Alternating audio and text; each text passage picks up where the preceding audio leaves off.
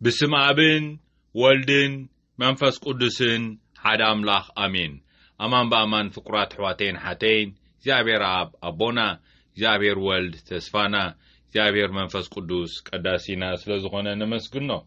قدامين باب كاب نبي هزكيل كاب معرف عصرت شمونتي كاب فقدي عسران حدن جناخي حتى سب نتز قبروز نبرا حكيات كله قديفو انت تملسي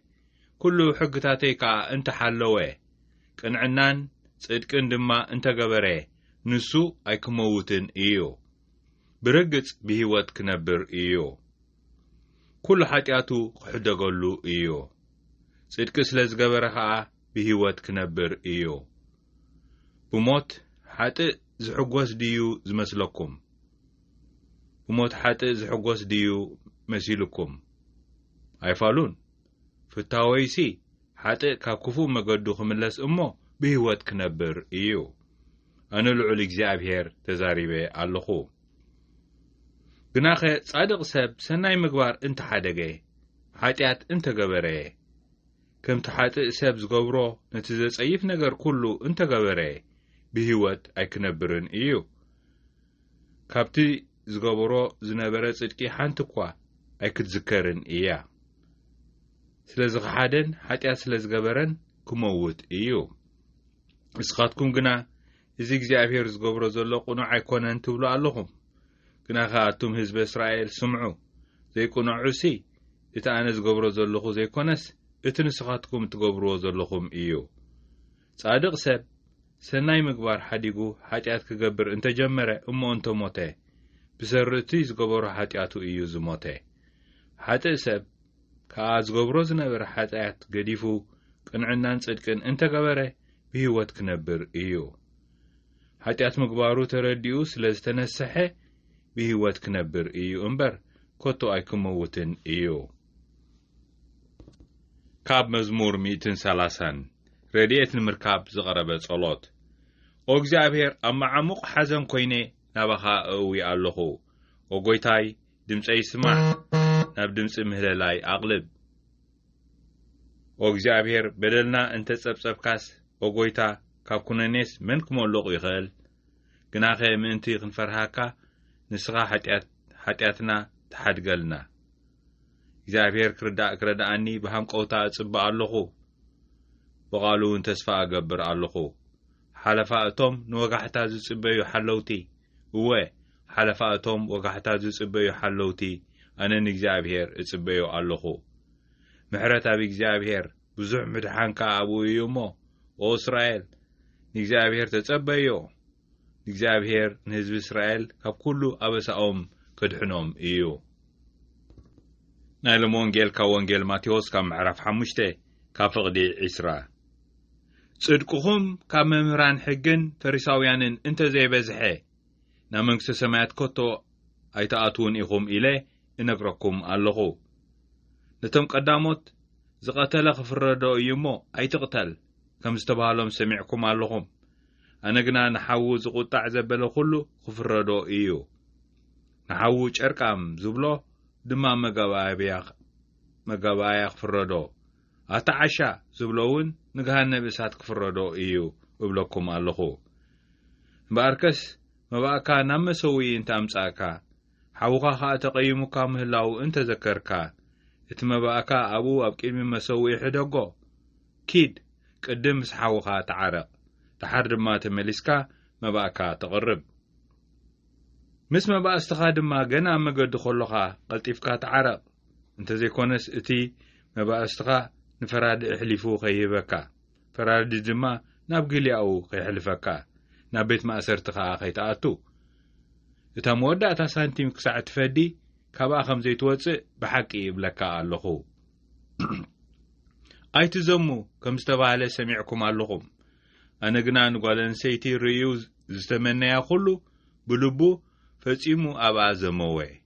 እብለኩም ኣለኹ የማነይቲ ዓይንኻ እንተ ኣሰሓተትካ ካባኻ ጐጥቂጥካ ደርብያ ብዘሎ ኣካላትካ ናብ ገሃነብ እሳት ናብ ገሃነብ ካብ ዝኣቱስ ሓንቲ ኣካልካ እንተ ጠፍአት ይሕሸካ የማነይቲ ኢድካ انت أسحتتكاون كابخا قريصكا دربيا بزولو أكالكا أبغى النبسات كابزاتو حانت أكالكا انت تفقت يحشكا إزي وانجيل قويتانا إيو بحق فقرات حواتين حتين لومي توانجيل نفتن السحا كوتا مزعبا موت مخانو انت زي تملسنا فقرات حواتين حتين اتحاتيات بإيو زقتلنا قدامي حاتيات نقبرو وكل نفسه كفنا فقرات حواتين حتين يمحرنا نسيو نبتي تي ناتو سعبين يتقسلنا اتموتنا بوي زاربت نبي قدامي نعوق قلص نقول اتي حتى انت تملسي نبي وتك مسيو يبل نبي زكيل تخفى انت قدفو يتقوتات قفعي انت قدفو تقبر سناي انت دا قبري تقبر فتحي انت دا قبري امان بامان بهيوت كنبر ايو كاو قصيلو تحق لبي يستنكفن انت ايو انس كابغاتكم كتدحني تفتاوي قبلن كولات نسمعوا እግዚአብሔር አምላክ ኩላትና ንخندحن ስለዚህ ምስተመልሰስ ንስኻትኩም ግና እዚ ፍትሒ ኣይኮነን ትብሉ ለኹም ይብል ቅድሙ ግን ፍታወይሲ ይብል ሓጥ ካብ ክፉእ መገዱ ክምለስ እሞ ብህይወት ክነብር እዩ ብሞት ሓጥ ዝሕጎስ ድዩ መሲልኩም ይብለና ኣነ ከማኹም ኣይኮንኩን ይብለና ኣሎ ፍቁራት ሕዋቴን ሓተይ እግዚአብሔር ኣቦ ፈቃር ኣቦ ስለዝኾንኩሲ ብሞት ሓጥ ዝሕጎስ ድዩ መሲልኩም إلحتنا أي حجوسن ترى إذا حجوسه في التواويسي يبلنا في التواويسي حتى كفو مجدوخ ملس مجدي رأي وكل مجدي هي وقتها مجدي ما تنك ساعة مقابر مجدي أبتسعة معلت مجدي معلتي أما مجدي بحبار لنا سينو دوس نبلا 4 صومن نايتي لا براغل تصمر 5 معلتن أما أخل كعبي في كنا في الساعة والسلام لنا فاسيكا نبلا كاود كات إن تنسألو اللهنا قدمنا مبصحنا جن زلنا هجر بقى معلتات عبيصهم فقرات حواتين حاتين كم يجير كاتتسي كم يجير كاتريو خمس ودا كاستريو بقنعنا كريو أنا بلبي كريو ودكتي تخامنتي نسخها فقر حويب بلب خاختريو ودكتكا تخامنتكا نسخونكم وبرغت حاوتي بلب خاختريي نرسنا بلبنا خنرياي نت محبرسبون بلبنا خنرياي نتزلنا محبرسب كمي بيننا يلونا بحبارينا زلنا حزب እግዚአብሔር ኢና ፍቁራት ሕዋቴን ሓቴን حزب እግዚአብሔር ኣመገዲ ሲኖዶስ ይባሃሉ መገዲ 9 መዓልቲ ሒዝና ዘለና ንምዝኽኻር እዩ ስለዚ ብሞት ሓጥ ዝሕጎስ ዲ መሲልኩም ኣይፋልን ፍታወይሲ ሓጥ ካብ ክፉ መገዱ ክምለስ እሞ ብህይወት ክነብር እዩ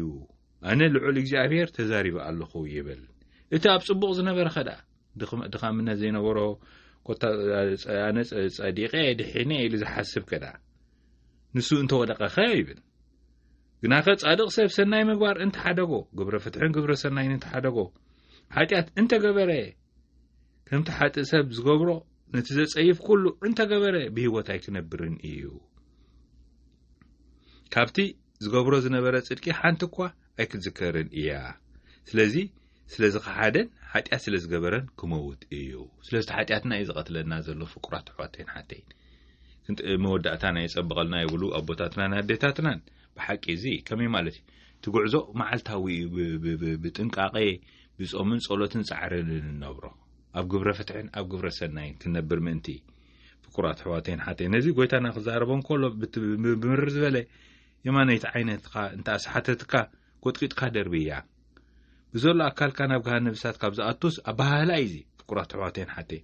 تمارت النت بي من تقت نسمعته قبل بوم من تحت قبله إذا قلت أنا بقوم زارب زلوا خن قبره إذا كنا سنتا إذا مارت كن ساعة خن ديز أقداسي كل أنت نقاب بملو يتهدحنا نايدكا نعين غات رأي يكونن فقرات حواتين حتى نلب غات رأي ونا يكونن نبوملو تسبي ስለዚህ ብቆም ስለዝኾነ አካብቲ አካላትካ አንጻርቲ ኩለንተና ሰርሕ ዘሎ ንዑ ስራአዩ አርሞይ ዝናትና ሸውሃት በባይነቱ ስለዝኾነ ፍቁራት ሕዋቴን ሓቴን ናይ ሰብ ሸውሃት ናይ ጥሪትን ንብረትን ክብረትን ሽመትን ኣለና ቅኒ ቅርሕንቲ ጽልኢ ፍርሒ ካብኡ ዝመጽዮም ከመይ ትውሕስነት ክንረኽቦ ንኽእል ካብዚ ኢልና ስለንኣምን ወኣፍና እኳ በትህያው ኣምላኽ ይኣምን እዩ እንተበለ ትልባትና ግን ኣበይ ገጹ ዘዚሎ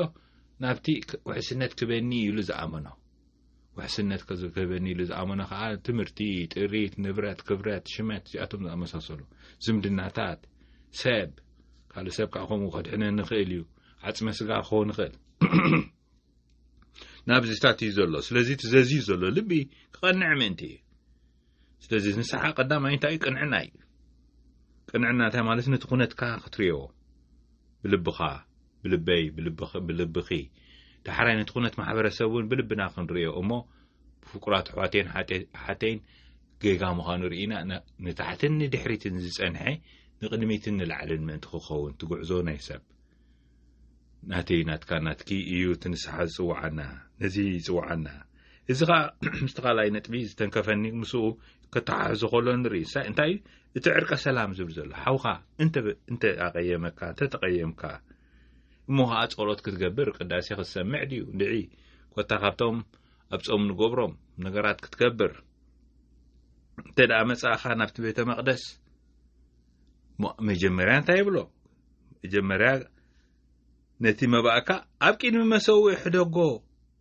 ኪድ ቅድም ምስ ሓውኻ ተዓረቕ ምስ ሓፍትኻ ተዓረቕ ነዚ ብሓቂ ዝዓበየ ህያብ እንጽበዮ ካብ ዝርባዓ መዓልታት እዩ ፍቁራት ኣሕዋቴን ሓቴን ዓብይ ጾም እዩ ሰዓ እንታይ ዕርቀ ሰላም እዩ ዕርቀ ሰላም ምስ ኣምላኽና ኣብ ልባትና ዕርቀ ሰላም ምስ ሓውናን ሓፍትናን ምስቲ ንነብረሉ ዘለና ማሕበረሰብ እዩ ነዚ ብዝርኢ ኣቦታትና ጳጳሳት ኣብ 2019 ዕርቀ ሰላም ውሽጣዊ ዕርቀ ሰላም ናይቶም ማሕበረሰብና ንነብረሉ ዘለና ሓቲቶም ብጽሑፍ ብወጊዒ ንዑኻ ተተኸታታሊ ነንብበልኩም ኣለና ኣብቲ መገዲ 9 መዓልታት እንታይ እዩ ከመይ እቲ ትንሣኤ ንብሎ ዘለና ዕርቀ ሰላም እዩ ዕርቀ ሰላም ናይ ማሕበረሰብ ትንሣኤ እዩ ካበይ ትንሣኤ ኣሎ ካብ ጽሊ ናብ ሰላም ናብ ፍቕሪ ካብ ቅርሕንቲ ናብ ምቅዳው ይትንስእ ማሕበረሰብ ብከምዚ ክሓው ዝኽእል ፍቁራት ኣሕዋቴን ሓተይን ምእንትዚ ምስቲ ክርስቶስ ጎይታ ኣብቲ ፋሲካ ኮነ ፍስሓ ወሰላም ምእንቲ ክንብል ኮነ ፍስሓ ወሰላም ናይ መን ናይቲ ማሕበረሰብ ናይቲ ህዝቢ እግዚኣብሔር ኣብ መገዲ ንስሓ ዝጸንሐ እሞ ብኸምዚ ከዓ ንልባትና ናይ ነፍሲ ወከፍና ኣብቲ ልቢ ናይ እግዚኣብሔር ምእንቲ ክንዕርፎ እሞ ኣብቲ ናቱ ዕረፍትኻ ዕርቀ ሰላምና ኮይኑ ፍትሕና ኮይኑ ፍትሓትና ኮይኑስ ብሓቂ ፍቁራት ኣሕዋቴን ሓተይን ምእንቲ ክንትስእ ሓቢርና ንጸሊ ኦ ጎይታ ናይ ሰላምካ መሳርሒ ግበረና ጽሊ ኣብ ዘለዎ ፍቕሪ በደል ኣብ ዘለዎ ምሕረት ጥርጥር ኣብ ዘለዎ እምነት ተስፋ ኣብ ዘይብሉ ተስፋ ጸልማት ኣብ ዘለዎ ብርሃን ሓዘን ኣብ ዘለዎ ባህታ ግፍዒ ኣብ ዘለዎ ፍትሒ ማእሰርቲ ኣብ ዘለዎ ፍትሓት ከም ንዘርእ ግበረና ኣሜን ስብሃት ንኣብን ወልድን መንፈስ ቅዱስን ይኹን ጥንቲ ከም ዝነበረ ሕጂን ወትሩን ዘላለም ዓለም ኣሜን